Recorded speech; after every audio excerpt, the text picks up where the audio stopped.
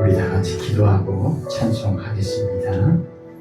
하나님 아버지 감사합니다. 찬양과 영광을 오직 하나님께만 올려드립니다. 예수님 이름으로 기도합니다. 아멘. 주보를 참고하시고요. 559장 찬송가 559장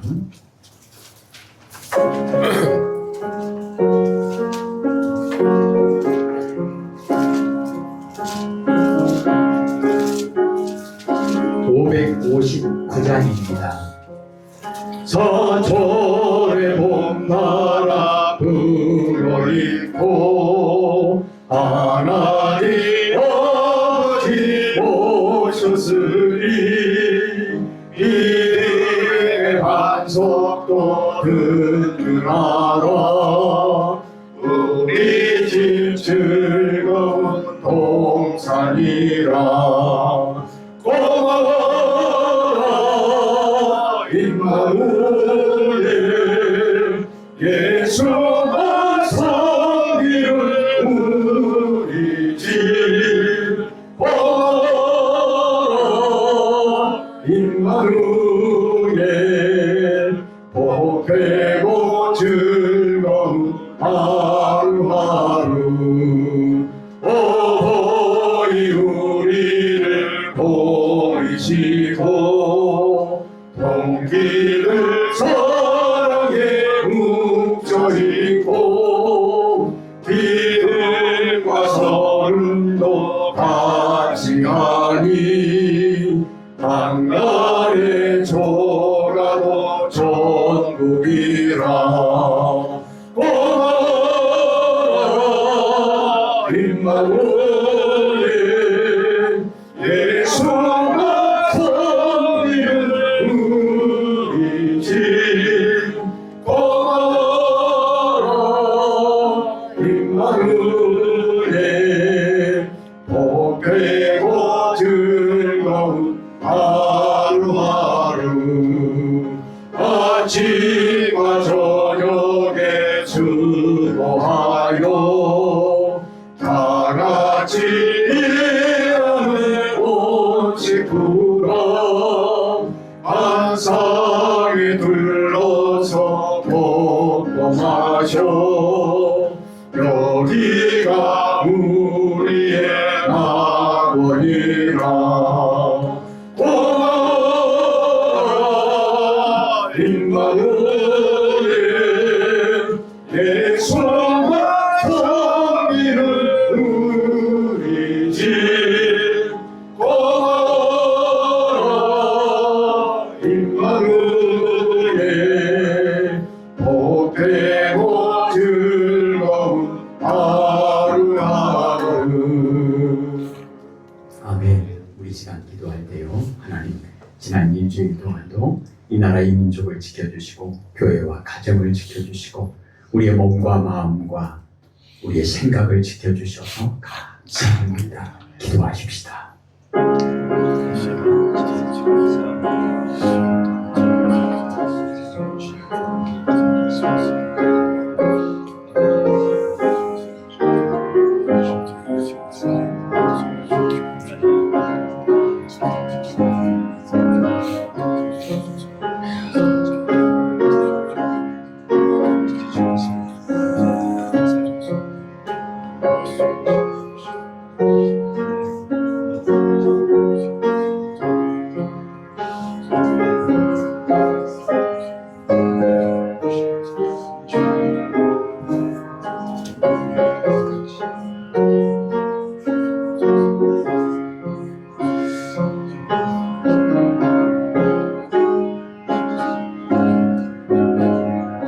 하나님 아버지 감사합니다. 하나님의 선하신 뜻대로 예수님께서 임마누엘 하나님 되셔서 오늘도 아침부터 이 시간까지 우리를 인도해 주심을, 우리와 함께 해 주심을 감사합니다. 아멘. 이 나라의 민족을 지켜주시고 교회와 가정과 우리의 몸과 마음과 생각과 우리의 발걸음을 인도해 주셔서 감사합니다. 아멘. 예수님 이름으로 기도합니다. 아멘. 찬송가 218장입니다. 218장.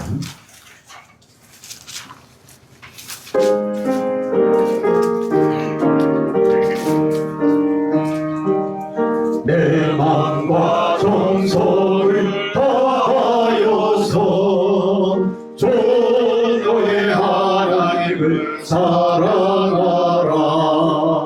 내 몸을 아끼고 사랑하듯 형제와 이웃을 사랑하라. 주께서 우리에게 명하시니 그 명령 따라서 살아가리. 널리와 해치는 원수라도 언제나 너그럽게 사랑하라. 널 핍박하는 자 위에서도 신실한 마음으로 복을 빌라. 주께서 우리에게 명하시니 그 명을 따라서 살아가리. 나 항상 주님을 멀리하고 형제를 사랑하지 못하였다. 이러한 죄인을 사랑하사 주께서 몸버려 죽으셨다. 속죄 큰 사랑 받으리고 내 생명 다 바쳐 충성하리. 아멘. 우리 시간 기도할 때요, 하나님 이 세상을 이처럼 사랑하사 독생자를 주셨으니 오늘 우리가 그 예수 그리스도로 말미암아 하나님의 사랑을 입고 오늘도 하나님을 사랑하는 믿음의 마음으로, 믿음의 고백으로 이 예배의 자리에 섰습니다. 하나님 감사합니다. 하나님을 사랑하는 마음으로, 하나님께 영광 돌리는 마음으로 거룩한 예배자가 되게 하옵소서. 기도하십시다.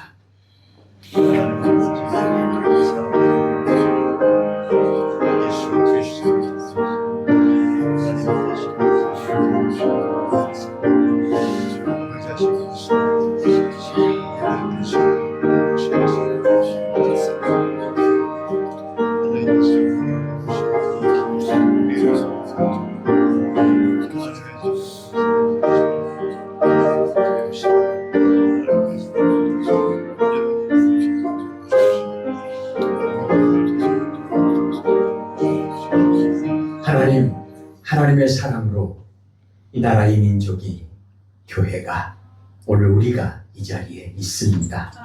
하나님의 사랑으로 이 거룩한 예배가 허락되어졌고 우리가 거룩한 예배자로 이 자리에 있습니다. 하나님, 우리에게도 하나님의 사랑을 깨닫고 하나님을 사랑하는 마음으로 하나님께 합당한 예배를 올려드릴 수 있도록 오늘도 이 시간 우리의 마음과 우리의 생각 가운데 하나님의 사랑으로 충만케 하옵소서.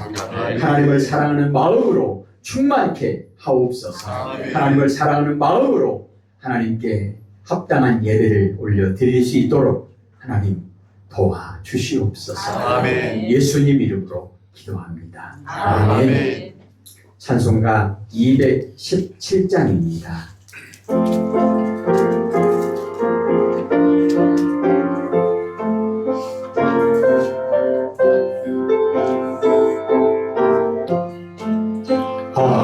하나님이 말씀하시기를 내 마음을 나에게 바치라.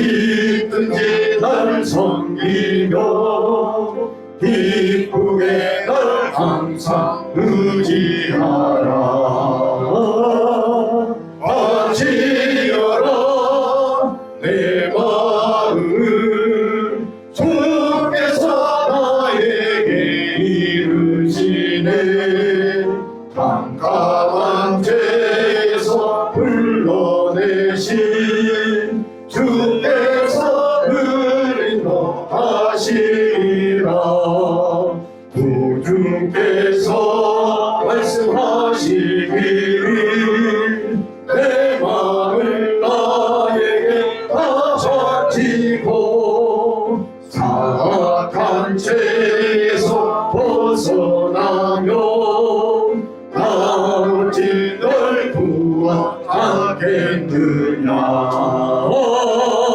바치려라 내 마음을 주께서 나에게 이르시네.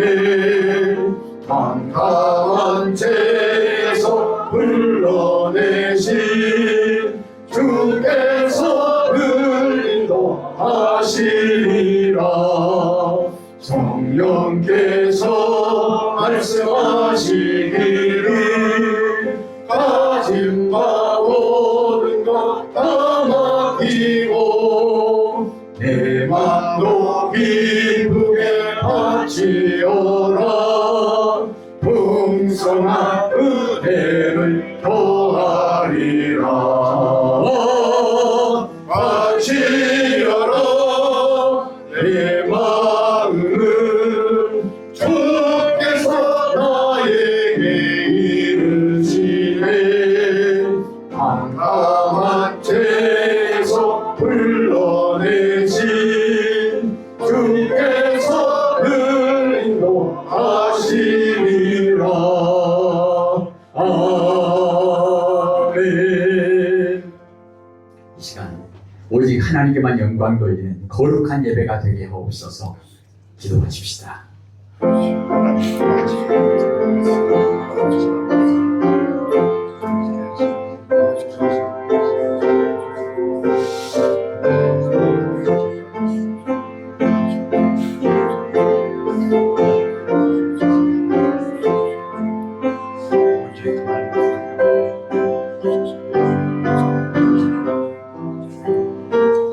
하나님 아버지, 하나님의 영광, 하나님의 영광, 하나님의 영광, 거룩한 교회와 거룩한 예배와 거룩한 예배자를 세우셔서 영광 받으시기에 합당하신 하나님께 영광을 올려드립니다. 아멘. 하나님은 영이시니 예배하는 자가 영과 진리로 예배할지어다. 아멘.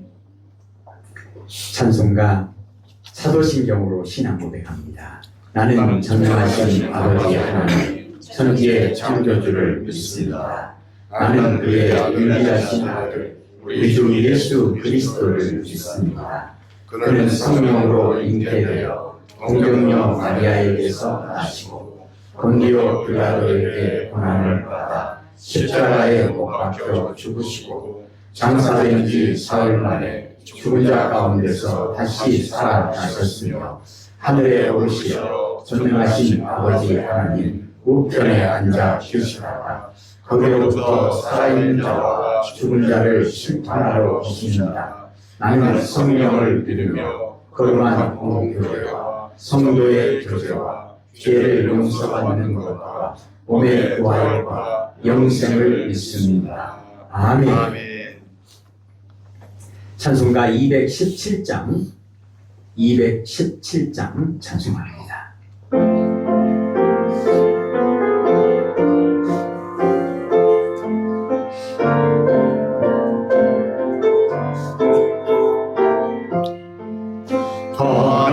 하나님이 말씀하시기를 내 마음을 나에게 바치어라.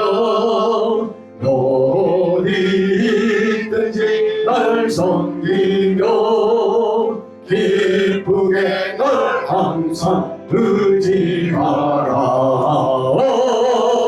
바치어라 내 마음을 주께서 나에게 이르시네. 깜깜한 죄에서 불러내신 주께서 널 인도하시리라. 구주께서 말씀하시기를 내 마음을 나에게 다 바치고 사악한 죄에서 벗어나며 나지 널 구원하겠느냐. 바치어라 내 마음을 주께서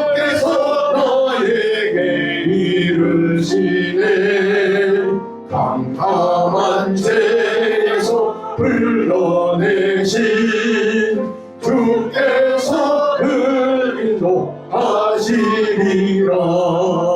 성령께서 말씀하시기를 가진 바 모든 것 다 맡기고 내 맘도 기쁘게 다 지어라.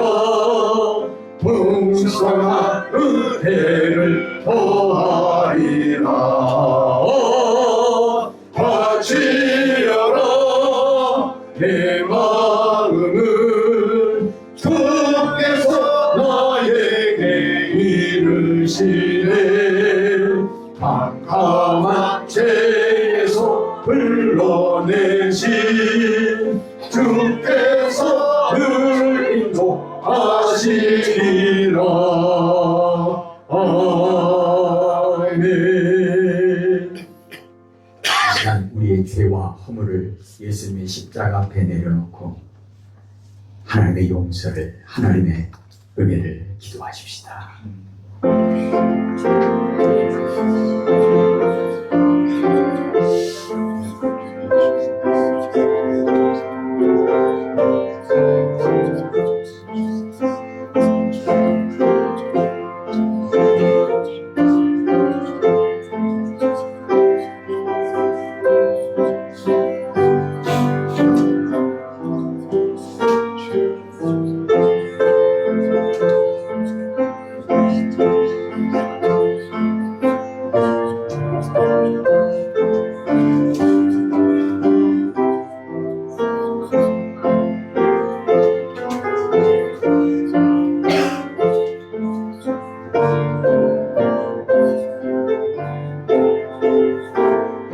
내 허물을 여호와께 자복하리라 하고 주께 내 죄를 아뢰고 내 죄악을 숨기지 아니하였더니 곧 주께서 내 죄악을 사하셨나이다.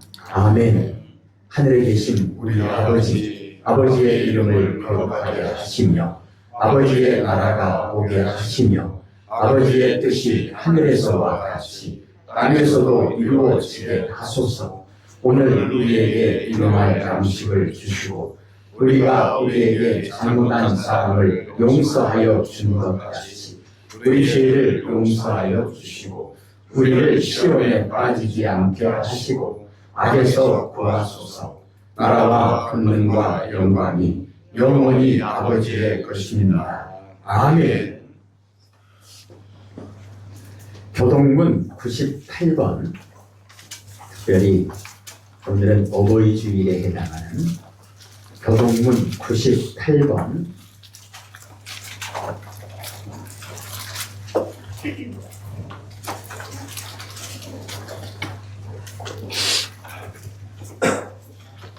교동문 98번을 교독하겠습니다.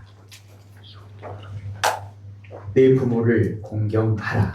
그리하여 내 하나님과 내게 준 땅에서 내 생명이 길리라. 내 아들아, 내 아비의 훈계를 들으며 내 어미의 법을 떠나지 말라. 이는 내 머리에 아름다운 내 목에 금사슬이니라. 너를 낳은 아비에게 청종하고 내 늙은 어미를 경히 여기지 말지니라. 내 부모를 즐겁게 하며 너를 낳은 어머니를 기쁘게 하라. 자녀들아, 주 안에서 너희 부모에게 순종하라. 이것이 옳으니라. 내 아버지와 어머니를 공경하라. 이것은 약속이 있는 첫 계명이니 이로써 내가 살펴보고 땅에서 장수하리라. 아멘. 찬송가 218장 찬송하시고 이두석 장로님 기도하시겠습니다. 218장입니다.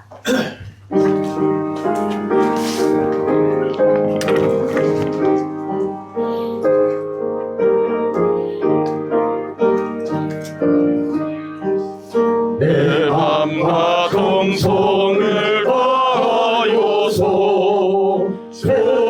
너의 하나님을 사랑하라.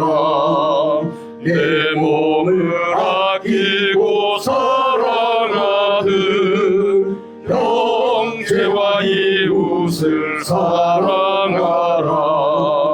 주께서 우리에게 명하시니 그 명령 따라 가서 살아가리. 널 미워해지는 원수라도 언제나 너 그렇게 사랑하라. 널 비박하는 자 위에서도 진실한 마음으로 복을 빌라. 주께서 우리에게 명하시니 그 명령 따라서 살아가리. 나 항상 주님을 멀리하고 형제를 사랑하지 못하였다. 이러한 죄인을 사랑하사 주께서 몸버려 죽으셨다. 석회의 큰 사랑 받으리고 내 생명 다 바쳐 충성하리. 아멘.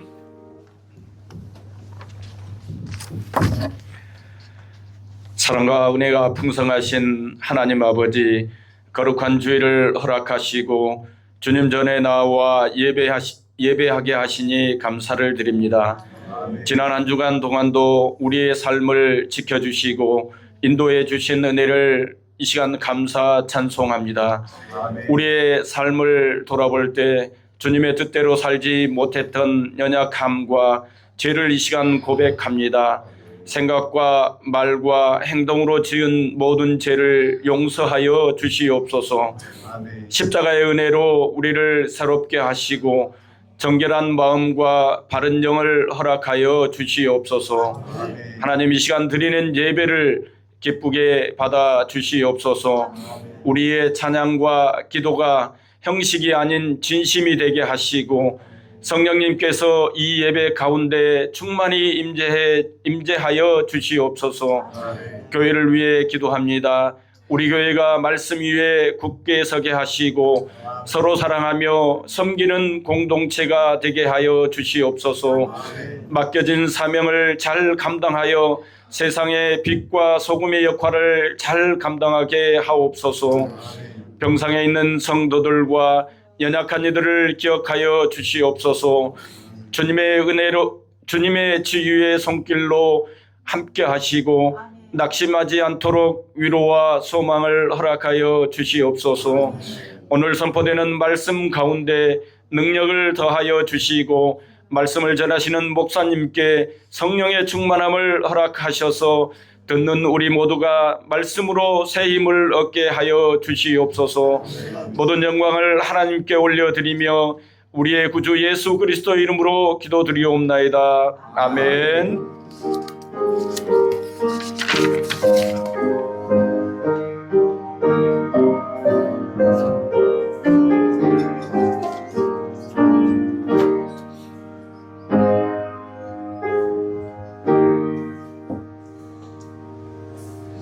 오늘 우리에게 주시는 하나님의 말씀은 에베소서 6장입니다.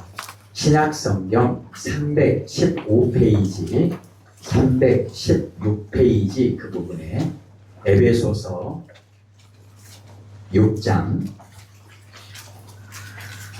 신약성경 에베소서 6장 1절에서 4절까지 말씀, 315페이지, 6페이지 그 부분입니다.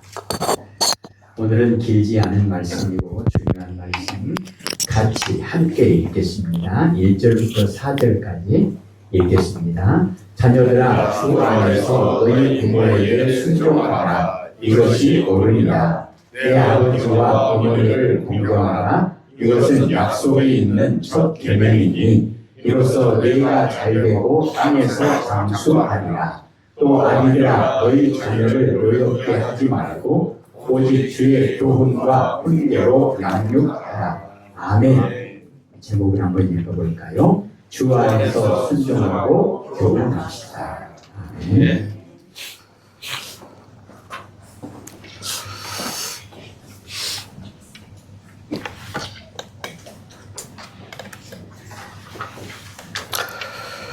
빛나는 5월을 우리가 맞이했습니다. 오면서 보니까 장미꽃이 아름답게 피어 있는데 너무나 아름답고 귀합니다. 그리고 어제는 카네이션도 보았습니다. 어버이 주일을 맞아서 하나님께 예배하는 주의 사랑하시는 백성들 위해 하나님의 은혜가 가득하시기를 축원드립니다. 아멘. 오늘 말씀은 단순히 부모님 말씀을 잘 들어라, 부모를 화나게 하지 말아라 정도의 윤리 교육이 아닙니다. 이 말씀은 가정 안에서 드러나는 하나님 나라의 질서를 잘 보여주는 그런 말씀이라고 볼 수가 있습니다.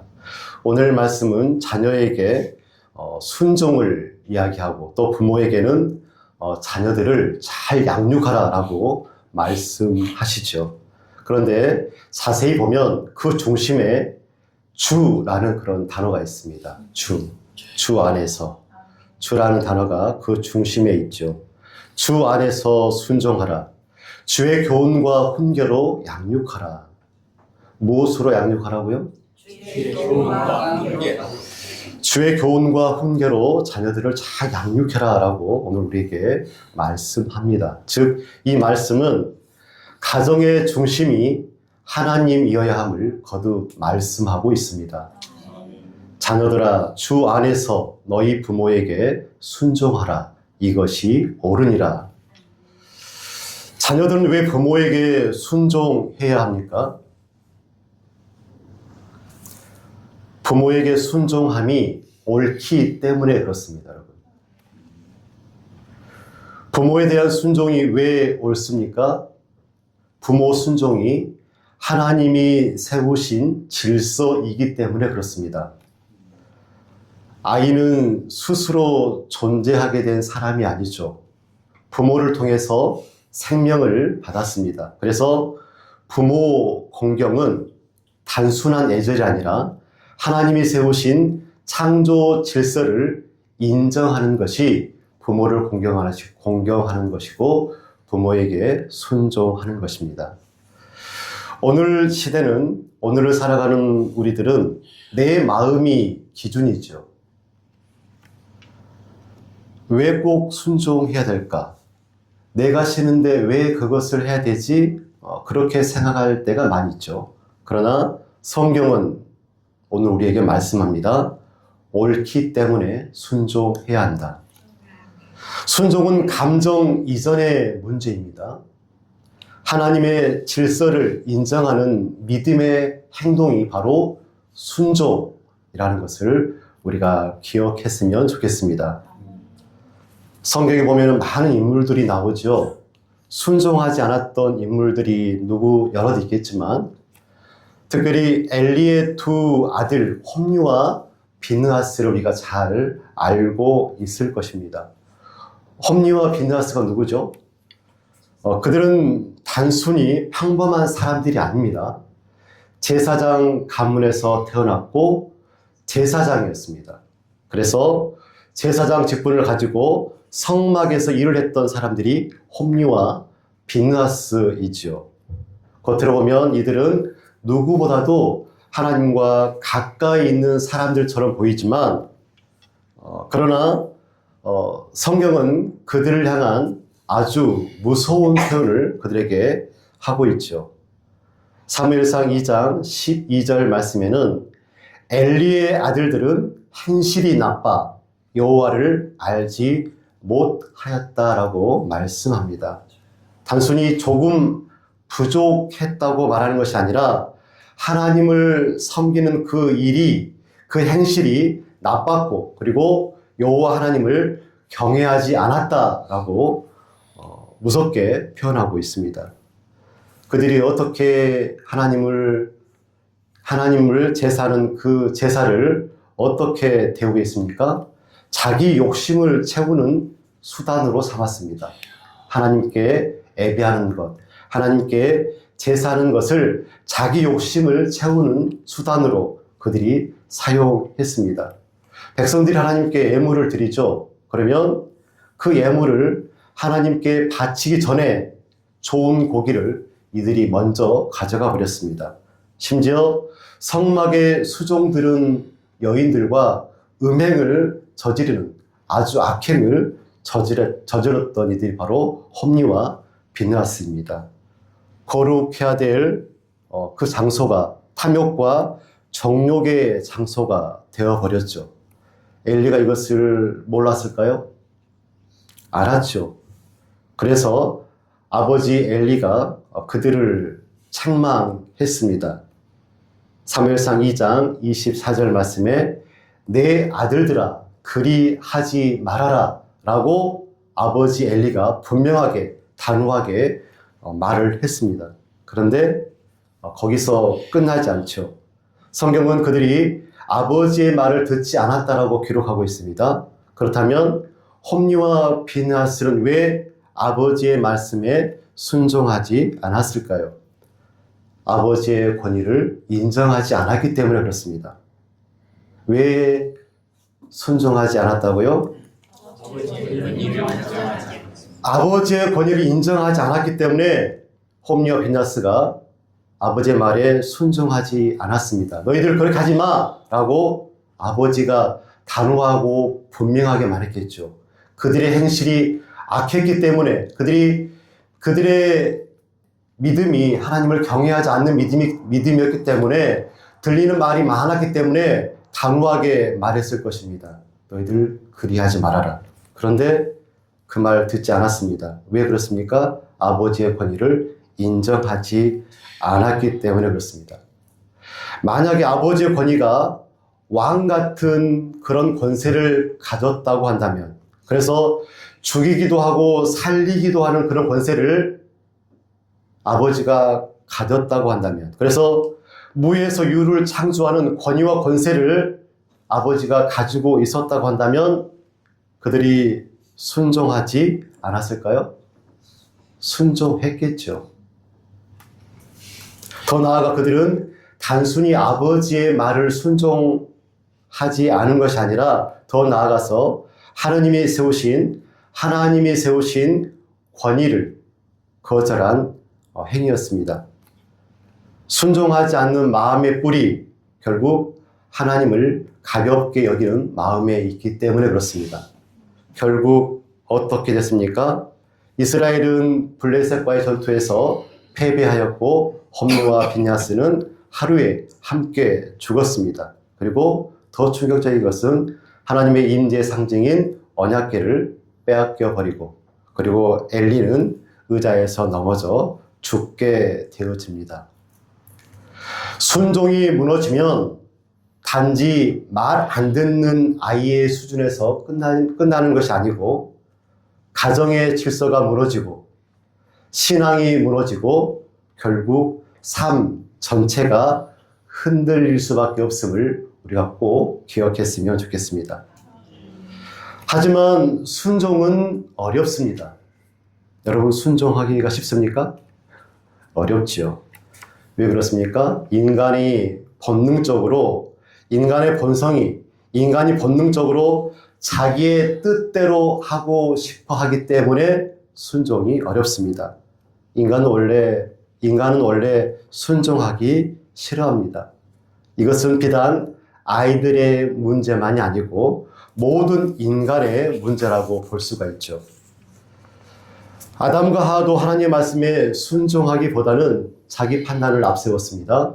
이스라엘 백성도 하나님보다 자기의 길을 먼저 선택했고 자기의 방식대로 삶을 선택했습니다. 우리도 하나님의 말씀에 순종하며 살아가는 것이 너무 버거워하고 불순종할 때가 한두 번이 아닙니다. 순종은 인간의 본성과 충돌하기 때문에 그렇습니다. 그러나 하나님은 말씀하시죠. 순종하라. 이것이 옳으니라. 그런데 옳다고 다 순종할 수 있습니까? 다 순종하지 않습니다. 저를 봐도 그렇고 여러분을 봐도 조금 그런 것 같습니다. 어찌되었든 그래서 필요한 게 무엇입니까? 그래서 필요한 게 훈련입니다. 훈련이 필요합니다. 사막 교부들의 이야기를 보면 이런 일화가 있습니다. 어떤 젊은 제자가 수도원에 들어왔습니다. 그는 큰 믿음을 배우고 싶어 했습니다. 금식을 잘하고 싶었고, 기도를 잘하고 싶었고, 그리고 영적인 능력을 갖기를 원했습니다. 그런데 스승은 그에게 그런 것을 가르쳐 주지 않았습니다. 스승이 그에게 말합니다. 저 마른 나무에 매일 물을 주어라.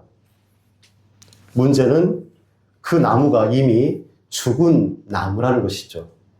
게다가 물을 길러와서 그 나무에게 줘야 되는데 물을 길러오는 그 장소는 무척 멀었습니다. 제자는 속으로 이해되지 않았죠. 여러분이라면 이해가 되겠습니까? 하루, 이틀, 한 달, 1년을 계속 그렇게 어렵게 물을 떠다 그 마른 나무에 주었습니다. 어떻게 됐을까요?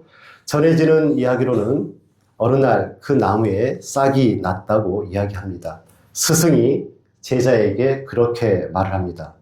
순종은 결과를 이해해서 순종하는 것이 아니라 신뢰하기 때문에 하는 것이다. 무엇하기 때문에?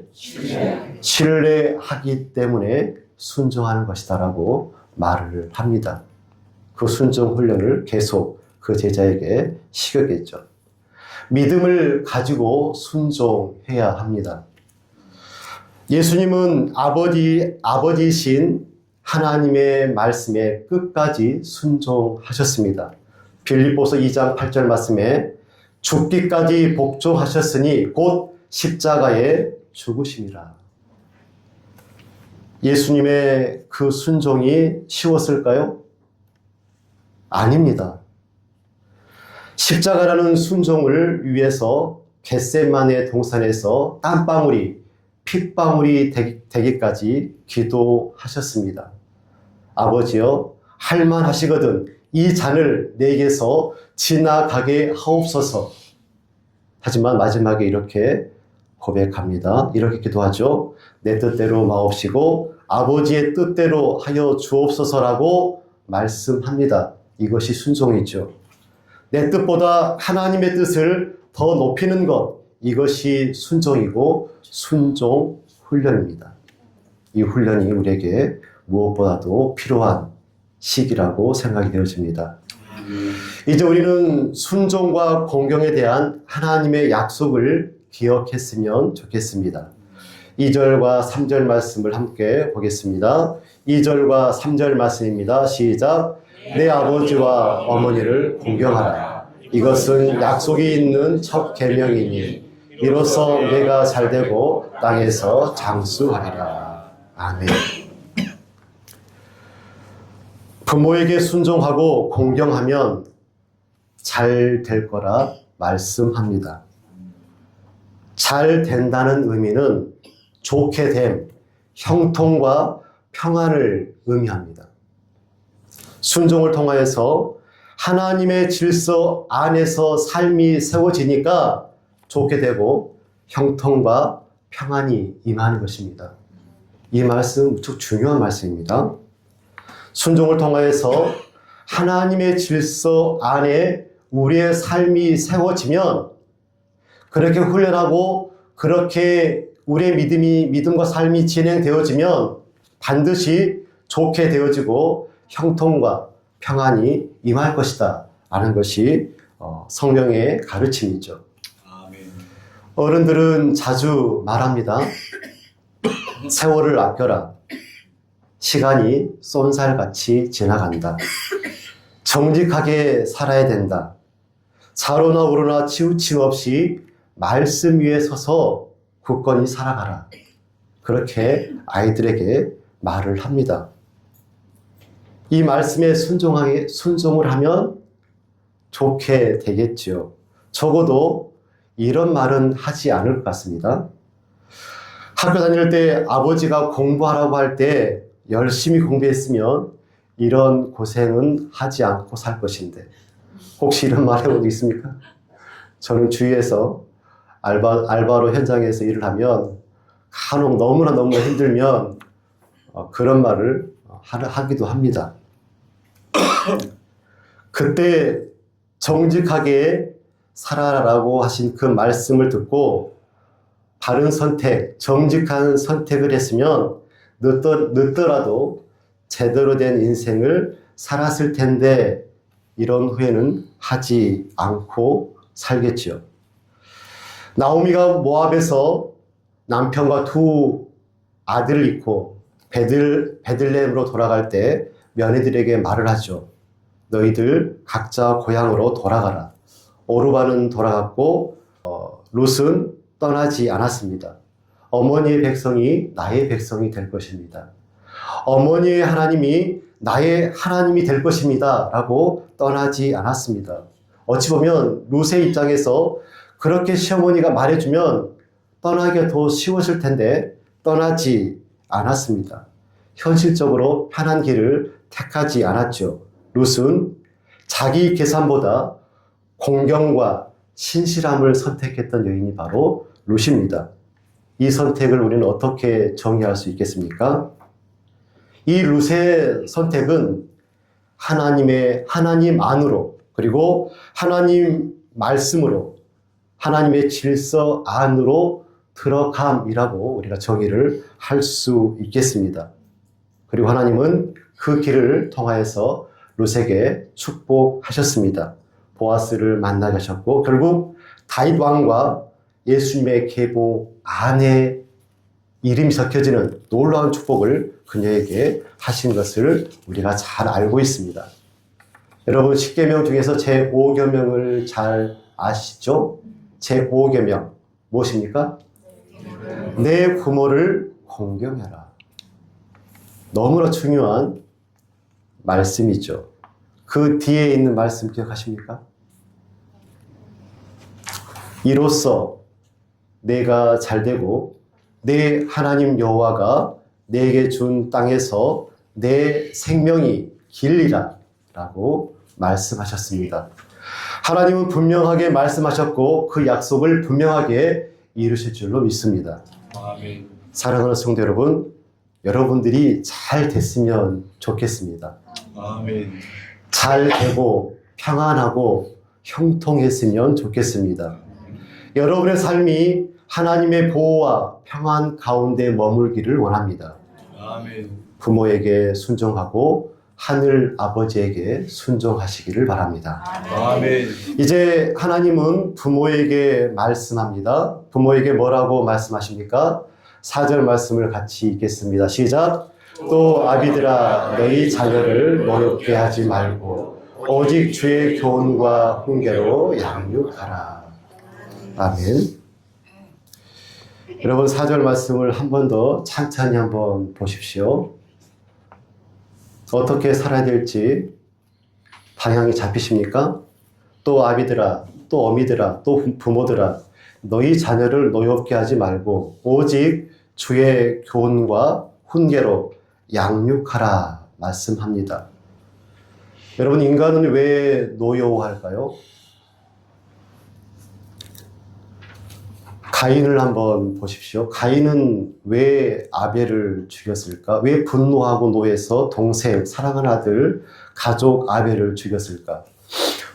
표면적으로 보면 제사 문제 같지만 본질은 따로 있습니다. 자기 뜻이 받아들여지지 않자 분노했죠. 인간의 분노는 대부분 자기 중심성에서 나옵니다. 왜 내 마음대로 안 되지? 왜 나를 인정해 주지 않는 거야? 그럴 때 분노가 생깁니다. 부모도 마찬가지죠. 자녀가 내 계획대로 움직여주지 않을 때, 내 체면을 세워주지 않을 때 부모도 분노합니다. 자녀들은 어떨 때 분노할까요? 많은 연구 자료들은 반복적으로 이런 문제를 제기합니다. 자녀와의 갈등의 원인, 부모의 감정적 폭발, 비교, 과도한 통제, 대화 부족, 일관성 없는 훈육 많이 들어보셨죠? 이런 것이 자녀와의 갈등, 자녀의 분노를 유발하는 요인이다라고 전문가들이 우리에게 말합니다. 이거를 한마디로 정의하면 뭐라고 말할 수 있을까요? 오늘 본문에 나와 있습니다. 제가 묵상한 결과는 뭐죠? 노엽게 합니다. 그런데 좀 더 들어가면 잘못된 양육에 있습니다. 오늘 말씀을 보십시오. 오직 주의 교훈과 훈계로 양육하라. 양육이 잘못되면 아이들이 분노하게 되어지고 잘못된다라는 것이죠. 우리 성도님들은 자녀들을 무엇으로 양육하고 계십니까? 주의 교훈으로, 주의 훈계로 양육하고 계십니까? 잠언 22장 6절 말씀에 마땅히 행할 길을 아이에게 가르치라. 그리하면 늙어도 그것을 떠나지 아니하리라 말씀합니다. 하나님의 백성으로 살아가야 될 그 마땅한 길, 그리고 예수께서 우리에게 어떻게 살아가야 될지를 가르쳐 주셨는데 그 예수 그리스도의 길을 가르치고 있는지, 또 신명기 6장 6절에서 7절은 이렇게 말씀하죠. 오늘 내가 내게 명하는 이 말씀을 너는 마음에 새기고 네 자녀에게 부지런히 가르치며 집에 앉았을 때이든지 길을 갈 때이든지 누워 있을 때이든지 일어날 때이든지 이 말씀을 강론할 것이며. 아멘. 자녀들에게 부지런히 가르쳐야 될 하나님의 말씀이 우리 마음에 새겨져 있는지 돌아봤으면 좋겠습니다. 오직 주의 교훈과 훈계로 양육해야 됩니다. 주의 교훈과 훈계 앞에 어떤 단어가 써 있습니까? 오직이죠. 오직 주의 교훈과 훈계로 양육해야 됩니다. 이것이 아닌 것으로 양육하면 참된 양육이 될 수가 없습니다. 세상의 방식, 그 방식은 아이를 성공하게 하는데 관심이 있겠지만 하나님 앞에서 바르게 아이들을 세우는 데는 관심이 없습니다. 성적, 그리고 비교하는 것, 경쟁, 체면, 부모의 욕심으로만 아이를 붙들면 우리의 아이들의 마음은 점점 힘들고 메말라 가겠죠. 만약 예수님께서 자녀를 양육하신다고 한다면 어떻게 양육했을 것 같습니까? 예수님은 먼저 사랑으로 아이들을 품었을 것 같습니다. 그리고 아이들의 존재 그 자체를 기뻐하시고 실수했다고 존재를 부정하지 않으실 것 같고 동시에 죄와 잘못을 분명하게 가르치셨을 것 같습니다. 이건 죄야, 이건 잘못된 거야 분명하게 가르치셨겠죠. 그리고 정죄하기보다는 진리로 아이들을 이끄셨을 것입니다. 억지로 누리기보다는 이렇게 하는 거야, 이렇게 하는 거야를 본보여 주시면서 아이들이 따라오게 했을 것입니다. 예수님은 아이를 자기의 욕심을 이루는 도구로 대하지 않으실 것입니다. 아이가 넘어졌을 때 다그치기보다는 다시 일어서는 법을 가르쳐 주셨을 것입니다. 비교함으로 인하여서 상처를 주기보다는 각 사람에게 주신 하나님의 뜻을 발견할 수 있도록, 너에게 주어진 하나님의 뜻이 무엇인지를 발견할 수 있도록 도우셨을 것입니다. 무엇보다도 예수님은 말씀으로 아이들을 잘 양육하셨을 것입니다. 존재의 목적이 무엇인지, 무엇을 위해 살아야 하는지, 사람보다 하나님을 더 많이 사랑해야 할 것을 가르쳐 주셨을 것입니다. 중요한 것은 자녀를 양육하는 부모의 마음에 먼저 주의 교훈과 훈계가 있어야 함을 꼭 기억하시기 바랍니다. 여러분의 마음에 주 예수 그리스도와 내 주 하나님의 교훈과 훈계가 있어야 하겠습니다. 부모의 마음이 말씀으로 채워져 있지 않으면 결국 어떻게 될까요? 세상의 방식으로 자녀를 키울 수밖에 없습니다. 세상은 뭐라고 끊임없이 말을 합니까? 남보다 앞서야 된다. 더 좋은 조건을 가져야 된다. 실패하면 안 된다. 그것으로 자녀들을 양육할 수밖에 없다는 것이죠. 그러다 보면 양육이 어떻게 되겠습니까? 사랑이 아니라 불안이 되고 기다림이 아니라 조급함이 됩니다. 부모의 두려움과 욕심이 자녀를 몰아세우겠죠. 그래서 하나님은 부모에게 먼저 이렇게 말씀합니다. 오늘 우리에게 이렇게 말씀하시죠.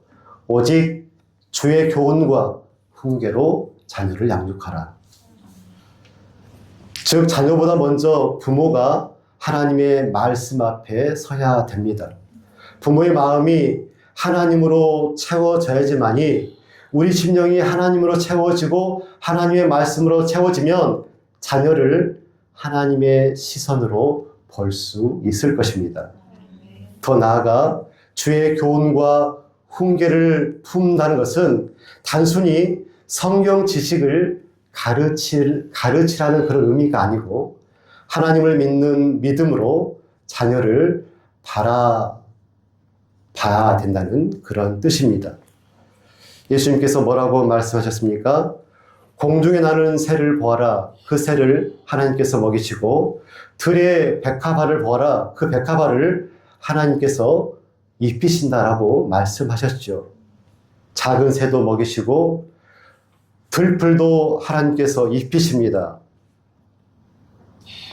하물며 우리 자녀를 하나님께서 돌보지 아니하시겠습니까? 부모는 자꾸 내가 내 자녀를 책임져야 된다는 그런 생각을 아주 많이 가지고 있죠. 물론 책임져야 됩니다. 부모이니까. 그러나 부모가 자녀의 인생의 주인이 될 수가 없죠. 부모는 길을 보여주는 사람이지 자녀의 인생 전체를 붙들고 움직이는 그런 사람이 아닙니다. 부모는 하나님이 아닙니다. 그래서 믿는 부모들은 하나님께 맡길 수 있는 부모가 믿는 부모입니다. 하나님, 제 아이는 저의 아이이기도 하지만 그 전에 하나님의 자녀인 줄로 믿습니다. 하나님은 내 힘과 내 계획보다 하나님께서 더 정확하게 이 아이를 아신 줄로 믿습니다. 하나님, 붙드시고 인도하시고 도우소서라고 기도할 수 있겠죠. 이 믿음이 있을 때 부모는 조금 더 작게 불안해할 수 있고 더 작게 불안하고 비교하는 것 대신에 차라리 하나님께 이 아이를 맡기고 기도할 수 있을 것입니다. 결국 주의 교훈과 훈계로 양육한다는 것은 자녀를 하나님보다 더 굳세게 붙드는 것이 아니라 하나님께로 인도하는 것입니다. 부모가 먼저 하나님을 신뢰할 때 자녀도 그 부모의 믿음을 배우게 될 것입니다. 주의 교훈과 훈계로 양육한다는 것은 단순히 아이를 교회로 보내는 정도의 것이 아닙니다. 부모 자신의 삶이 먼저 하나님의 말씀 아래 서 있는 것을 의미합니다. 부모가 하나님 앞에 서 있을 때 자녀도 그 길을 배울 수 있을 것입니다. 자녀는 부모에게 순종해야 합니다. 오늘 그 말씀을 우리에게 하고 계시는 것이죠. 왜 순종해야 된다고요? 그것이 옳기 때문에 그렇습니다. 순종이 하나님의 질서 안으로 들어가는 것이기 때문에 순종이 하나님의 질서 안으로 들어가는 문이 되기 때문에 순종해야 됩니다. 부모는 자녀를 주의 말씀으로 양육해야 됩니다. 잘못된 양육은 자녀들이 하나님 없는 삶을 살게 할 수가 있습니다. 부모가 주의 교훈과 말씀으로 마음을 채워야 합니다. 하나님을 신뢰하고 하나님과 공조해야 올바른 양육이 이루어집니다. 그런데 더 깊이 들어가면 우리 모두가 하나님의 자녀이죠. 부모도 하나님 앞에서 자녀이고 자녀도 하나님 앞에서 자녀입니다. 결국 모든 사람에게 필요한 것, 하나님께 순종하는 것입니다. 예수님께서 십자가에 달려 죽으시기까지 순종하셨듯이 우리도 하나님을 인정하며 하나님께 순종하는 믿음의 삶을 살았으면 좋겠습니다. 가정이 무너져 가고 있는 시대를 살고 있습니다. 권위가 무너지고 관계가 무너지고 있습니다. 그런데 하나님은 오늘 우리에게 말씀하십니다. 주 안에서 순종하라. 주의 교훈으로 양육하라. 가정의 중심에 하나님이 계실 때, 가정의 중심에, 우리 가정의 중심에 하나님이 계실 때에 순종도 가능하고 양육도 가능하고 사랑도 회복되어질 줄로 믿습니다. 오늘 우리의 가정이 다시 하나님 앞에 바로 서는 그 축복이 임하기를 간절히 축원드립니다. 사랑과 은혜가 풍성하신 아버지 하나님,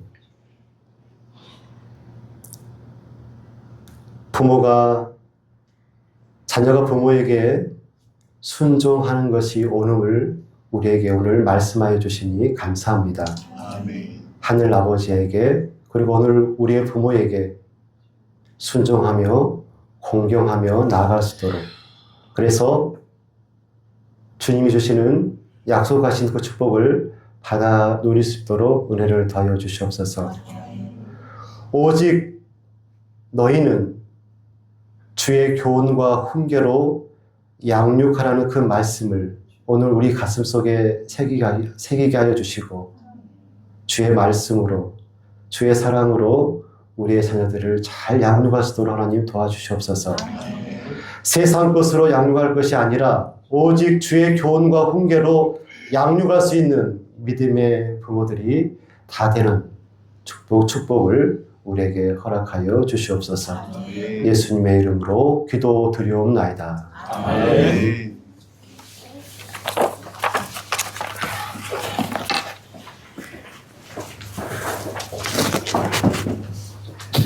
찬송가 559장입니다.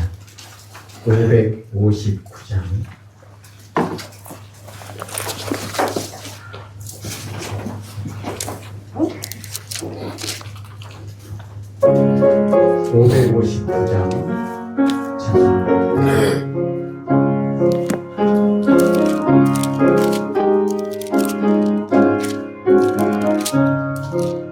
서절에 봄바람 불어일고 하나님 아버지 오셨으니 이름의 반석도 든든하라. 우리 집 즐거운 동산이라.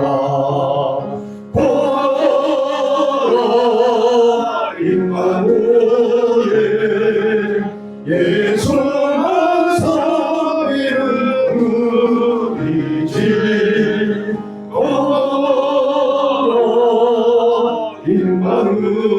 임마누엘 복되고 즐거운 하루하루 오호이 우리를 보이시고 동기들 사랑에 뭉쳐있고 기쁨과 서름도 같이 하니 한달에 조라도 천국이라. 고마워 임마누엘 예수가 섬기는 우리 집. 고마워 임마누엘 복되고 즐거운 하루하루 아침과 저녁에 수고하여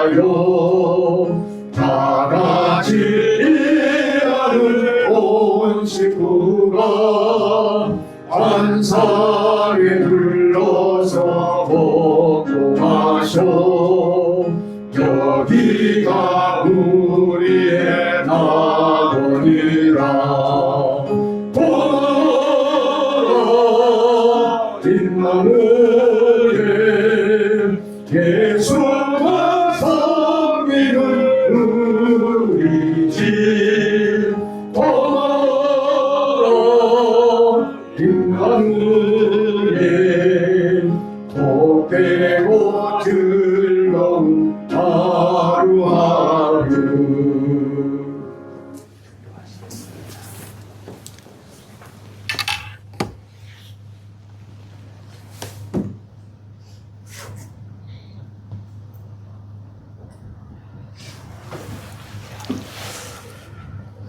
지금은 우리 구주 예수 그리스도의 크신 은혜와 하나님 아버지의 만극하신 사랑하심과 성령님의 감화감동 역사 교통하심이 봄, 여름, 가을, 겨울 사철의 번바람 부는 가정이 되게 하시고 또 하나님 아버지를 우리의 호주 삼고 한간의 초가도 천국이 되는 가정이 되기를 소원하는, 그래서 오늘 우리에게 일러주신 부모에게 순종하는 것이 옳다 하신 그 하나님의 음성을 듣고 부모에게 순종하기를 다짐하고 결단하고 또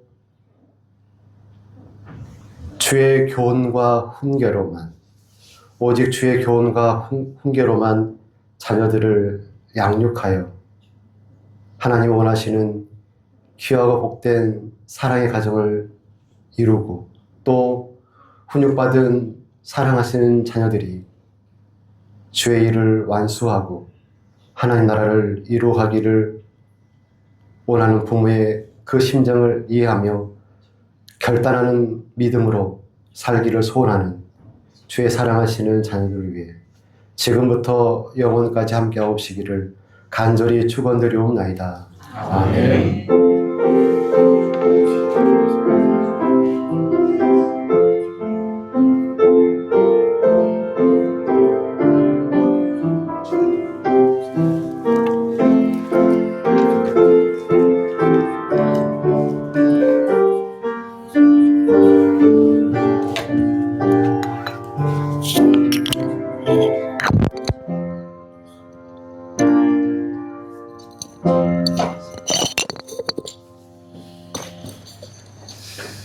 오늘도 우리에게 은혜를 베풀어 주시고 이 예배를 받아주신 것에 영광의 박수 올려주시옵소서.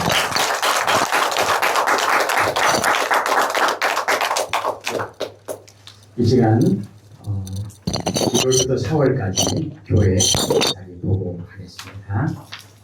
뒤로 넘겨주시면 되겠습니다.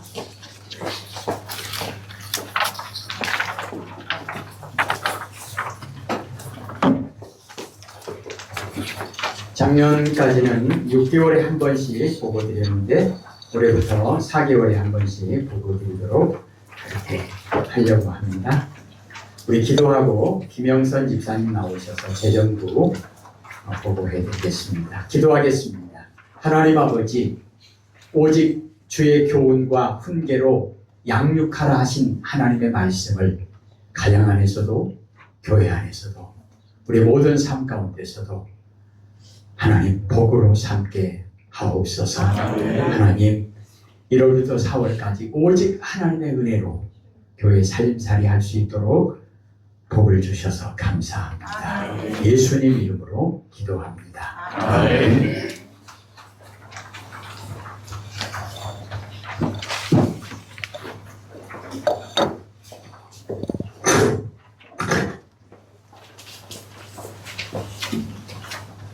(2026년) 재정부 1월부터 4월 세입 및 실출에 대해 결산 보고를 드리겠습니다.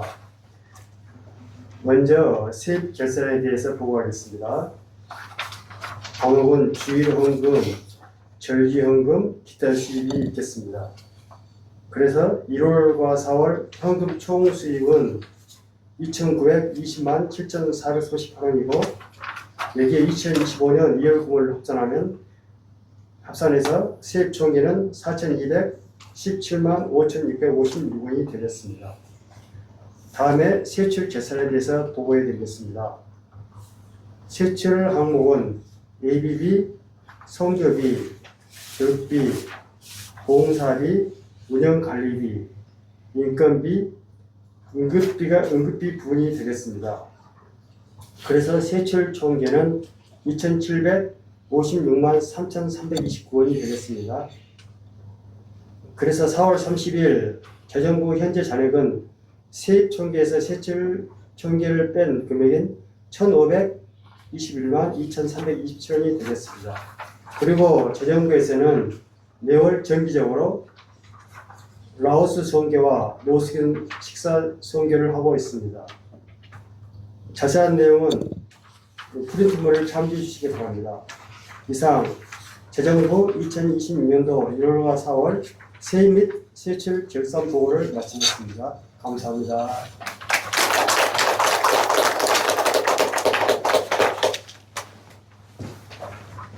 예, 뒷장에 보시면요. 성교부 1월 수입 지출, 2월, 3월, 4월 이렇게 나와 있고요.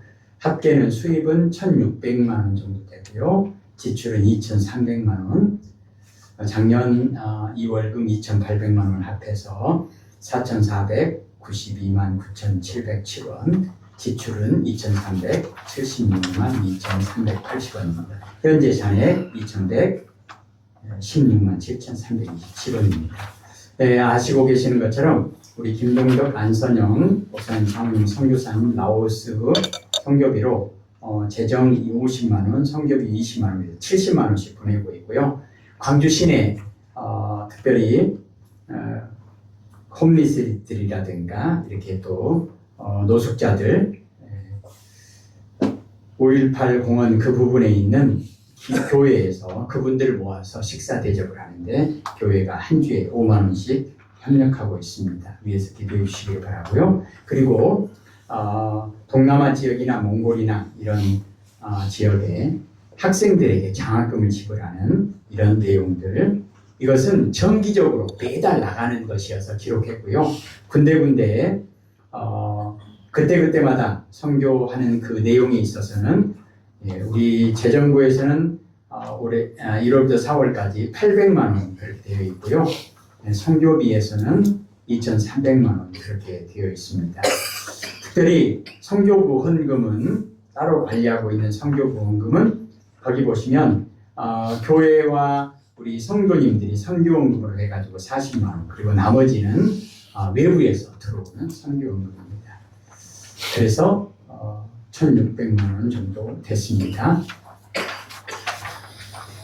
올해도 하나님의 은혜 가운데 시작했고 또 하나님의 은혜 가운데 1월부터 4월까지 살림살이를 이렇게 잘 할 수 있도록 인도해 주신 하나님께 영광을 돌립니다. 혹시 의문난 사항이나 또 자세히 알고 싶으신 내용은 그런 거 없어요. 그러지 마시고 관심 가지고 보시면서 혹시 의문난 사항이나 이런 거 있으시면 지금 말씀하실 분 계십니까? 네. 안 그러면 전화로 물어보시면 자세하게 설명을 해드리도록 그렇게 하겠습니다. 혹시 잘못된 부분이나 이런 것이 있으면 다음 달에도 이렇게 우리가 잘 수정해서 해야 되니까 꼭 관심 갖고 말씀해 주시면 감사하겠습니다. 예, 오늘은 특별히 어버이 주일이라고 그렇게 되어 있는데요. 사실은 모든 분들이 들어오실 때 꽃을 채워드려도 될 만한 그런 입장에 계시는데 특별히 올해는 꽃을 보통 겉에다 채워드리잖아요. 근데 다 부모님들이시고 다 채워드려야 될 부분인데 특별히 교회에서는 70세 이상 되시는 분들, 그분들에게만 꽃을 좀 채워드려야 되겠다 싶어서요 준비를 했는데 보통 밖에다 채워드리는데 오늘은 안주머니에다가 채워드려야 되겠다 그런 생각을 했습니다.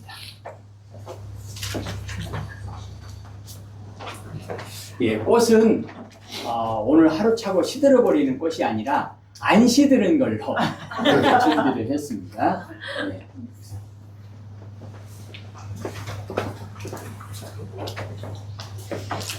사랑하고 축복합니다.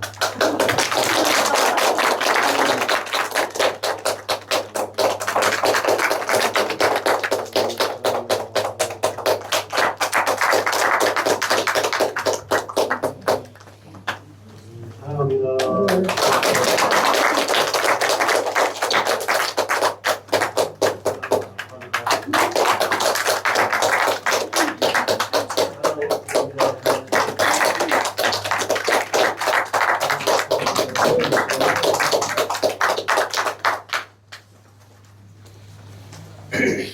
혹시 나는 받고 싶은데 아슬아슬하게 실식이 안 될까 고민을 많이 했습니다.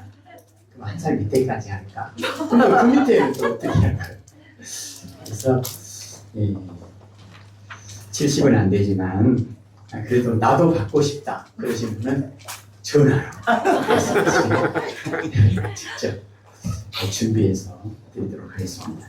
우리가 저번 주에 김명희 권사님이 귀한 걸 준비해 주셔가지고 한과를 한 박스씩 나눠드렸는데 못 가지고 가신 분들, 저번 주에 못 오신 분들 뒤에 있으니까 꼭 챙겨가지고 가시면 좋겠습니다. 속보가 들어왔는데요. 오늘 김치가 여러 가지가 준비되어 있다고 합니다. 그러니까 시간 되시는 분들 식사하시고 그렇게 교제 나누시고 바쁘신 분들은 식사하시고 가시면 좋겠다 싶습니다. 우리 마지막으로 한 번 더 기도하고 마치겠습니다. 하나님 감사합니다. 오직 주의 교훈과 훈계로 살아가게 하옵소서. 오직 하나님의 말씀을 따라 교회가 하나님께 영광 돌리는 거룩한 교회로 또 5월부터 새롭게 매 순간마다 살아가게 하옵소서. 오직 하나님께만 영광 돌리는 교회 예배와 살림살이가 될 수 있도록 하나님 도와주시옵소서. 우리의 부모님들 하나님 은혜 위에 은혜를 더하여 주옵소서. 예수님 이름으로 기도합니다. 아멘. 하나님께 영광 돌립니다.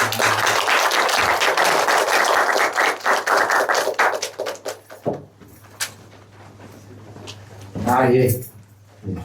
오후요.